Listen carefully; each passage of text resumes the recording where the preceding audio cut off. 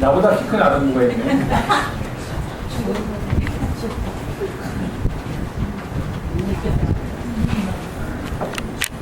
오늘은 제가 디도서에 있는 말씀으로 함께 은혜를 나누고자 합니다.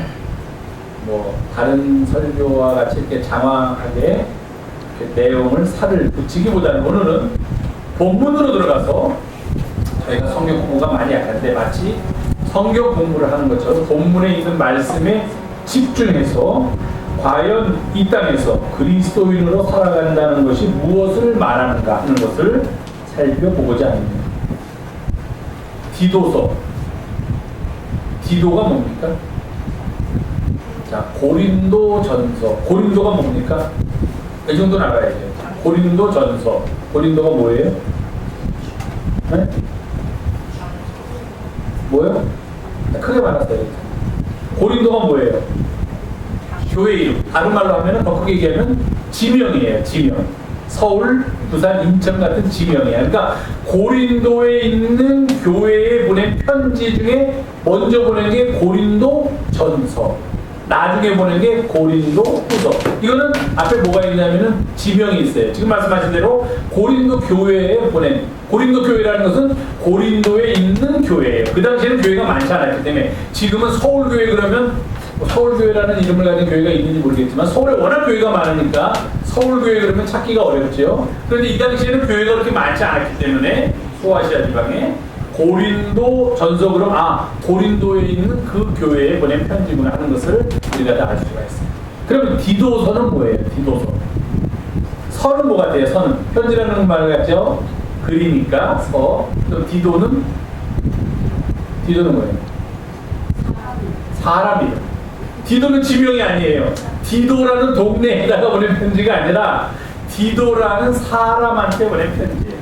그럼 디도라는 사람은 누구였냐면은 바울하고 같이 바울을 따라다니면서 바울이 전도할 때 그 옆에서 많이 도와줬던 사람이 크게 우리의 머릿속에 떠오르는 사람이 두 사람이 있는데 하나는 누구냐면 디모데, 또 한 사람이 있는데 또 한 사람이 누구냐면 디도예요.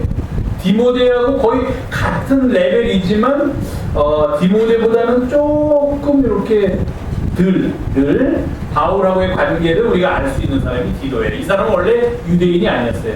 헬라인, 그리스 사람이었어요.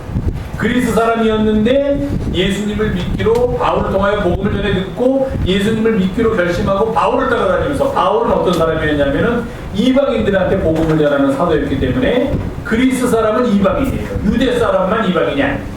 그러니까 그리스 사람인 디도를 데리고 다니면서 이방인들에게 함께 복음을 전했는데 그때 바울을 옆에서 열심히 도와줬던 사람이 바로 이 디도라는 사람이에요. 고린도에도 파송을 해서 고린도의 사정을 알아가지고서 다시 바울에게 돌아와서 바울에게 그 사정을 전해준 사람.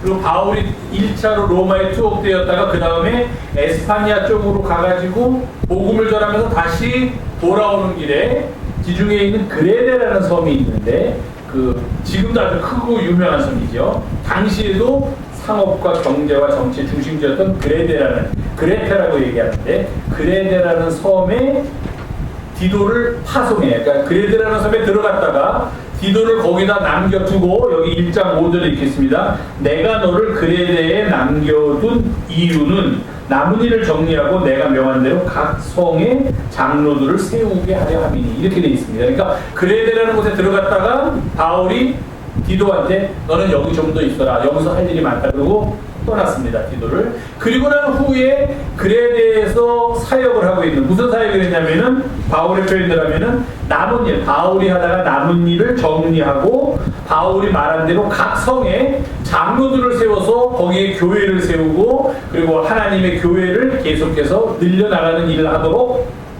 디도를 남겨뒀으니까 그 디도에게 바울이 그레네 섬이 아닌 다른 곳에서 편지를 써서 디도한테 보낸 그 편지가 바로 디도서입니다. 우리가 보통 신약 성경을 분류할 때 뭐 예를 들면 마태, 마가, 누가, 요한 요 네 개는 복음서다 그래서 예수님의 행적을 기록한 책이다 해서 이렇게 나누는 그런 기준이 있어요. 그 중에서 요 앞에 나오는 디모데 전서, 후서와 요 디도서는 우리가 뭐라고 분류하냐면 목회 서신이다 그렇게 분류해요. 그러니까 디모데라는 사람이 목회를 할 때, 디도라는 사람이 목회를 할 때 필요한 일들을 이 두 사람은 젊은 사람이니까 목회에 대해서 아직 경험이 없기 때문에 바울이 디모데와 디도에게 목회는 이렇게 하는 것이다. 예를 들면 장로를 뽑을 때는 이런 사람을 장로로 뽑아라. 권사는 이런 사람을 뽑아라. 교회에 무슨 분쟁이 있을 때는 이렇게 해결하라라고 목회에 대한 지침을 보내준 서신, 편지가 바로 디모데 전후서와 디도서다. 이렇게 이야기를 합니다.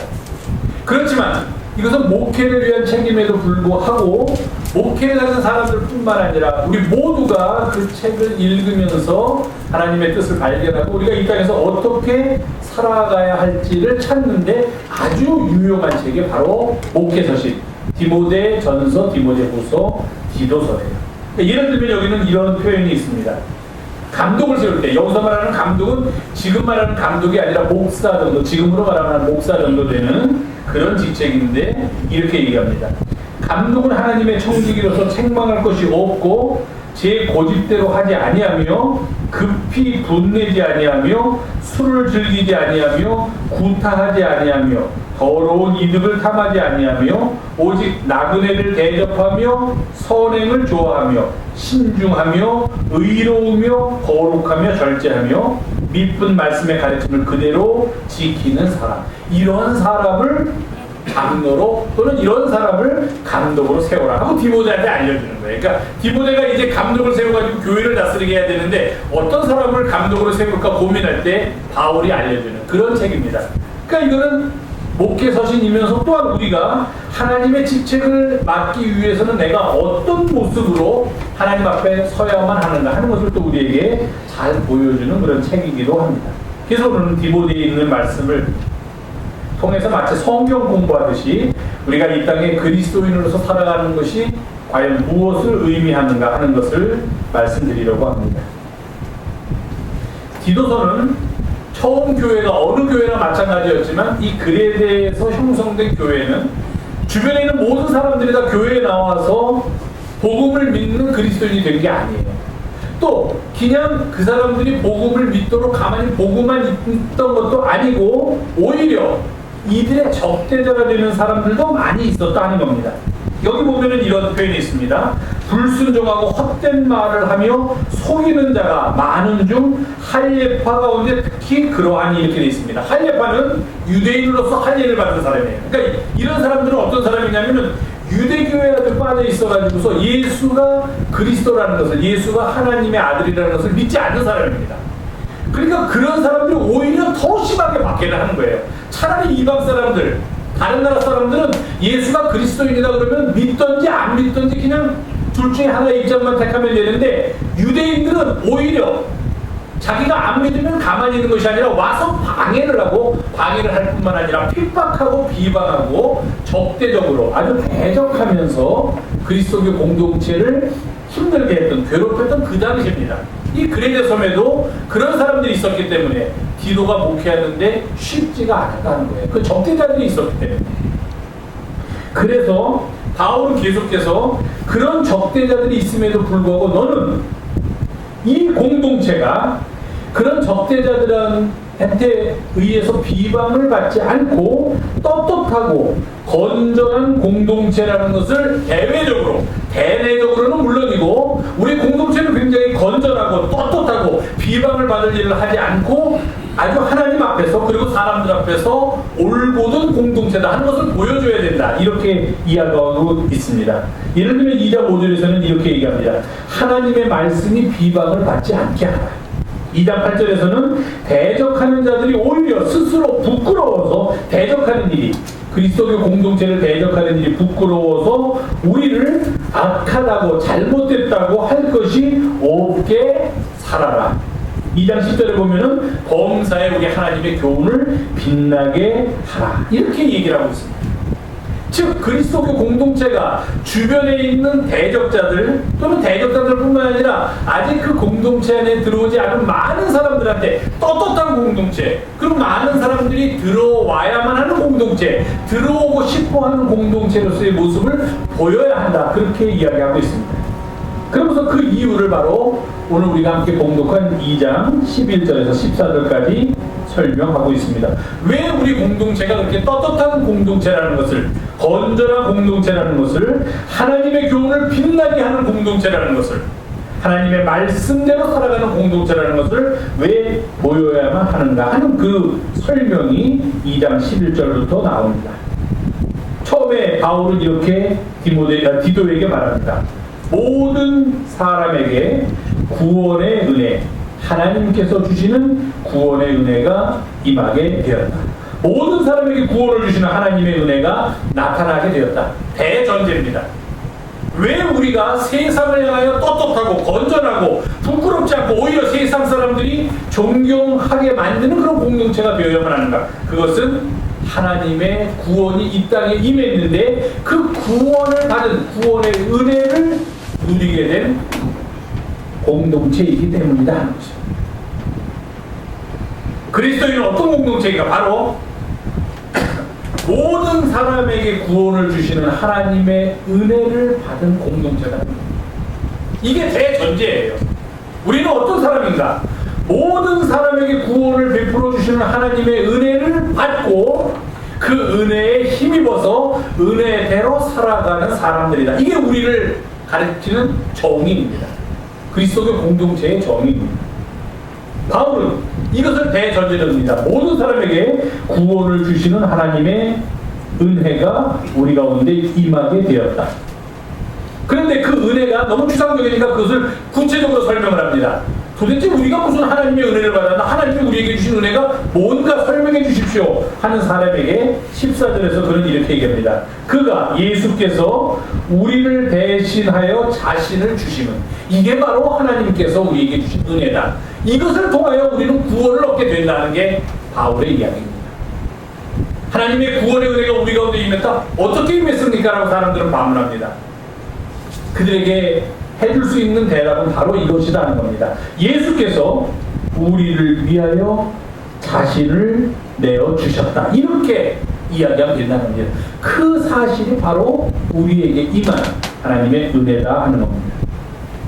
예수께서 십자가에서 자신을 내어주심으로 우리는 구원을 얻게 되었다. 이게 전제입니다. 이게 그리스도교 공동체예요. 그러면서 그런 구원의 은혜가 우리에게 임했으니 우리에게 무언가 변화가 일어난다는 겁니다. 그 은혜를 받기 전하고 받은 후에 무언가 다름이 우리 가운데서 나타났는데 그것을 14절에서 이렇게 설명하고 있습니다. 그 은혜가 우리 가운데 임함으로, 즉 예수께서 자신을 우리에게 주심으로 우리는 첫 번째로 모든 불법에서 우리가 해방을 하게 되었다. 한마디로 말하면 우리가 죄로부터 구원을 얻게 되었다 하는 겁니다. 예수께서 우리 자신을 위하여 우리 대신해서 자기의 몸을 내어 주심으로 우리는 하나님의 은혜를 받게 되었는데 그 은혜를 받음으로 우리에게 일어난 변화가 무엇인가? 바로 첫 번째, 모든 불법에서 우리가 속량되었다. 즉 우리가 평소에 듣던 표현대로 한다면 우리가 모든 죄로부터 이제는 해방되게 되었다. 죄로부터 자유하게 되었다 하는 겁니다. 구원의 은혜를 누리게 되었다 하는 거예요. 더 이상 우리는 죄의 종이 아닙니다. 내 정욕대로, 내 욕심대로, 내 탐욕대로 살아가는 죄의 종의 모습이 아니라 이제는 하나님의 백성, 하나님의 자녀로서 하나님의 말씀대로 살아가는 그런 새로운 삶을 경험하게 되었다. 그게 바로 하나님의 은혜가 우리 가운데 임했을 때 나타나는 첫 번째 역사다 하는 겁니다. 그런 은혜를 받은 사람에게 그 바로 하나님의 구원의 은혜는 또 다른 일을 하십니다. 12절에서 이렇게 말하고 있습니다. 우리를 교훈하시되 우리를 양육하시되 그 구원의 은혜가 우리 가운데 임해서 첫 번째로는 우리를 죄로부터 자유하게 하고 하나님의 백성이 되게 하고 하나님의 길을 따르게 하고 하나님의 뜻대로 살게 만들어 주었을 뿐만 아니라 그 다음에는 우리를 깨끗하게 하기 위하여 그 은혜가 우리 가운데 임했는데 우리가 깨끗하게 된다는 것은 그 방법이 바로 우리를 양육한다는 겁니다. 우리에게 임하신 은혜가 우리를 양육하여 우리를 교훈하여 우리를 가르쳐서 우리로 하여금 이 세상에서 사는 길을 가르쳐주는데 어떤 길을 가르쳐주는가? 12절에서 이렇게 말합니다. 경건하지 않은 것과 이 세상의 정욕, 이 세상의 욕심은 다 버릴 것, 그 다음에 얻을 것은 무엇이냐? 신중함과 의로움과 경건함을 배우고 닦아서 이 세상에서 살도록 이끌어준다. 하나님의 은혜가 우리 가운데 임할 때 이런 일이 일어난다는 것입니다. 경건하지 않은 것은 버리고 경건함으로 살아간다. 이 세상의 정욕은 다 버리고 신중함과 의로움과 경건함으로 살아간다는 겁니다. 이 세상에서 살아가는 법입니다. 그리스도인들이 버려야 할 것과 취해야 할 것이 있는데 버려야 할 것은 경건하지 않은 것. 이 세상의 정욕. 취해야 할 것은 지금 디도서에서 이야기하고 있는 바울의 논점의 핵심은 신중함과 의로움과 경건함입니다. 신중함. 신중하게 살라 하는 건데 우리 보고 신중하게. 너무 신중하게 살다가 자꾸 시기를 놓치는 경우도 있지만 여기서 신중하게 살라는 것은 우리가 항상 스스로를 돌아보면서 살아라 하는 것입니다. self-controlled 이렇게 돼 있어요. 영어 성경에는 자기 자신을 스스로 조절하면서 절제하면서 자기의 삶을 절제하면서 살아가라 하는 겁니다. 말을 하더라도 말 한마디를 해도 조심하고 행동을 하더라도 행동 하나를 하더라도 바르게 하고 행여 화를 낼 일이 있어도 스스로를 다스리면서 살아가라는 게 신중하게 살아가라는 거예요. 그저 생각나는 대로 막 말 내뱉고 내 혈기가 나를 인도하는 대로 혈기에 따라서 마구마구 살지 말고 내 자신을 늘 돌이켜보면서 내 자신의 말과 행동이 지금 바른가 그른가 이런 행동이 나를 하나님의 뜻대로 사는 백성으로 만드는가 그렇지 않은가를 돌보면서 스스로를 돌아보면서 남 지적하지 말고 남 정죄하지 말고 스스로를 돌아보면서 살아가라는 게 신중함입니다. 두 번째는 의로움입니다. 의로움은 영어로는 right 이렇게 써 있습니다. up은 위라는 뜻이고요. right은 오른쪽이라는 뜻이면서 다르다 그런 뜻이에요. upright. 이거는 upright 피아노입니다. 이렇게 둥그렇게 생겨서 크게 음악회장에 이거 뚜껑 열어놓고 하는 거는 우리가 그랜드 피아노, 큰 피아노다 해서 그랜드 피아노라고 하는데 그보다 작은 이것은 우리가 보통 upright 피아노라고 하는데 이건 똑바로 서 있다 하는 뜻이죠. 이렇게 뒤가 이렇게 딱 똑바로 서 있으니까. 의로움은 바로 upright입니다. 고든 것입니다. 이 세상을 살면서 내가 어느 편에 서야 할지 어느 자리에 서야 할지를 아는 것, 정의로운 편에 서도록 노력하는 것, 다른 쪽에 서도록 애쓰는 것, 그것이 바로 의로움입니다. 사사로운 일을 취하지 않고 죄인들과 함께하지 않으며 오만한 자의 자리에 앉지 않는 것, 그것이 바로 의로움이라는 것입니다. 성경들의 말씀에 견리사의라는 말이 있죠. 볼견자 이로울 이자 생각할 자자 옳을 이자습니다. 이익을 보면 이익을 만나면 의로움을 생각하라 하는 것입니다. 내가 이 이익을 얻는 게 옳은 일이냐 그른 일이냐 하는 것을 바로 정하라 하는 것이죠. 그렇습니다. 하나님의 백성으로 이 땅을 살아가고 그러기 위해서 하나님의 은혜가 구원을 주시는 은혜가 임해서 우리를 양육시키고 교육시키는데 그 핵심이 우리로 하여금 의롭게 살도록 만드는 데 있다는 겁니다. 그럴 때 우리는 이 땅에서 하나님의 백성으로 살아갈 수 있다는 겁니다. 그리고 세 번째로 경건함을 듭니다. 신중함과 의로움과 경건함으로 이 세상을 살아가라 그렇게 얘기합니다. 그렇습니다. 경건함. 경건함은 무엇입니까? 이 땅, 이 시대에 여기서 지금 우리가 사는 삶의 모습이 마치 하나님께서 살아가는 삶의 모습처럼 보여야 한다는 것입니다. 경건함이라는 단어를 사전에서 찾아보거나 성경에서 찾아보면 어떤 때는 religion이라고 나옵니다. 우리나라 말로는 그냥 종교라고 번역됩니다. religious, 종교적. 그런데 어떤 성경을 보면 조금 보수적인 성경을 보면은 경건함은 뭐냐면 godliness, 그러니까 하나님처럼 이렇게 번역됩니다. 하나님처럼, 하나님과 같이. 그렇습니다. 경건하게 이 땅을 살아가는 것은 우리를 통하여, 우리의 언행을 통하여, 우리의 삶을 통하여 이 땅에 예수 그리스도의 모습이 나타나도록 살아가는 것, 그런 삶을 우리가 경건한 삶이다 그렇게 말합니다.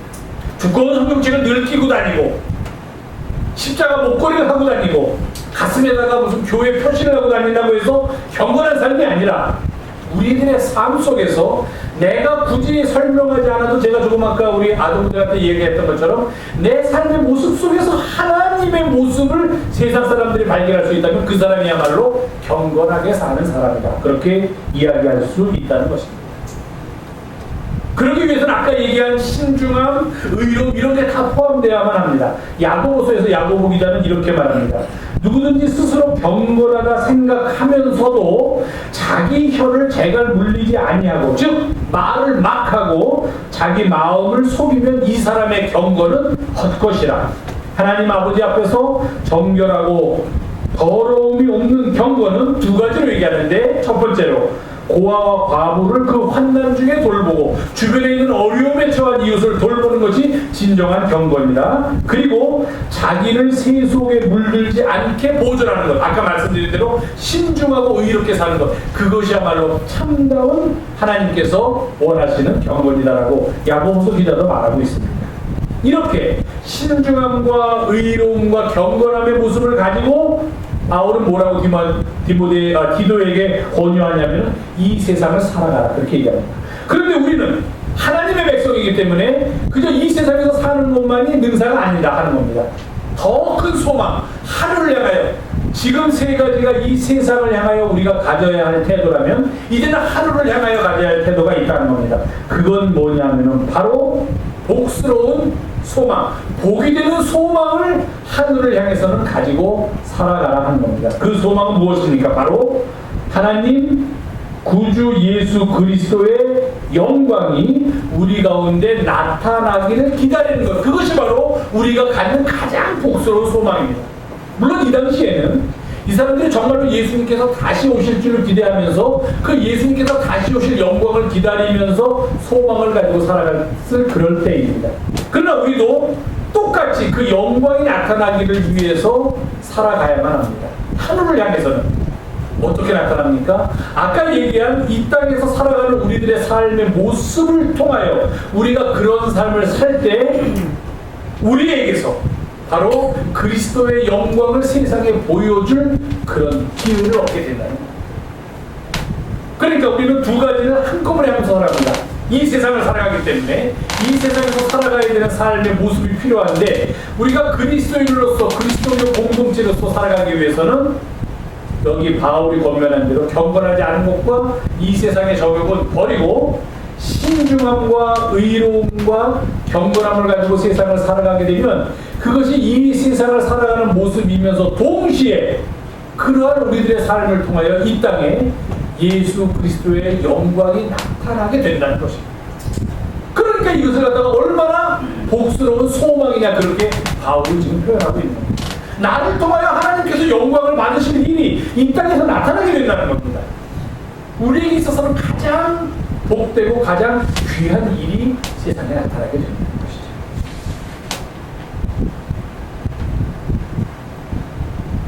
이 땅에서 구원받은 자로서의 삶을 살아가는 이들을 통하여 바로 우리라고 표현할 수 있습니다. 우리를 통하여 하나님과 예수 그리스도의 영광이 나타나기를 우리가 늘 소망하면서 살아간다는 것입니다. 어떻게 우리를 통하여 예수 그리스도의 영광이 나타납니까? 바로 아까 얘기한 대로 이 세상에서 하나님의 은혜가 살도록 양육한, 우리를 가르쳐준 모습대로 살아갈 때, 그날 우리들의 삶의 모습을 통하여서 예수 그리스도와 하나님께서 영광을 받게 된다는 것입니다.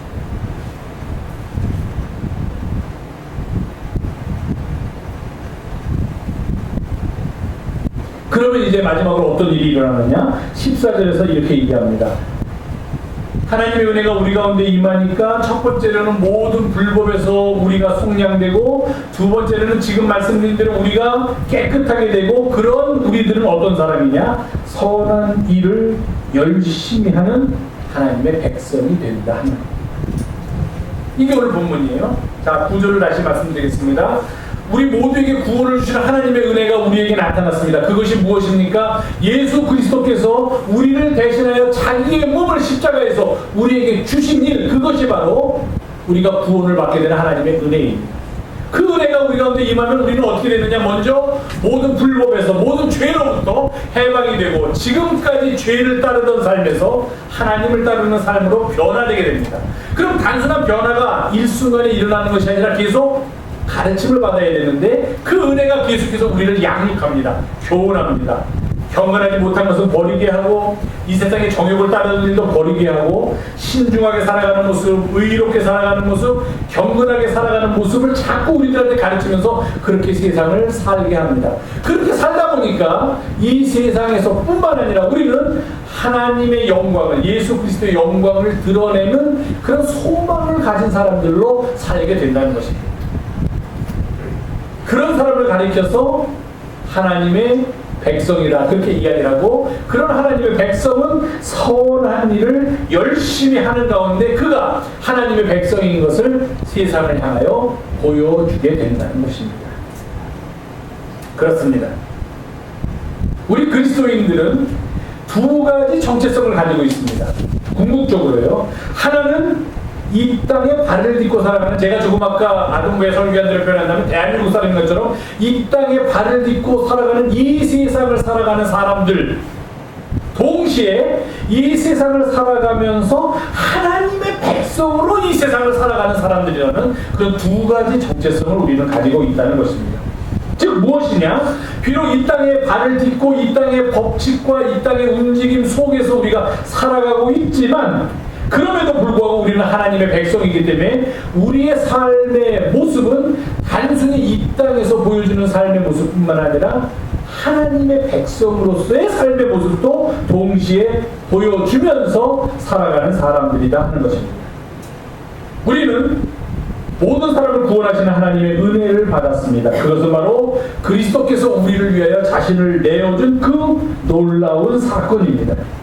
그로 인하여 우리는 하나님께서 우리에게 주시는 구원의 은혜를 누리게 되었고, 이제 그 은혜가 우리로 하여금 이 세상에서 바로 살도록 이끌어주고, 동시에 하늘의 소망을 두고 살도록 우리를 가르쳐주고 있습니다. 그렇기 때문에 비록 이 땅에 발을 딛고 살아가지만 스스로가 하나님의 백성이라고 생각되는 사람들, 그 길에 서 있는 사람들, 그 길을 걷는 사람들은 궁극적으로 어떻게 되는가? 바로 14절 마지막에 나온 것처럼 선한 일을 열심히 하는 하나님의 백성이라는 그런 이름을 갖게 된다는 것입니다. 이것이 바로 우리가 걸어가야 할 길이요, 우리를 구원하신 그 하나님의 은혜에 맞게 살아가는 길입니다.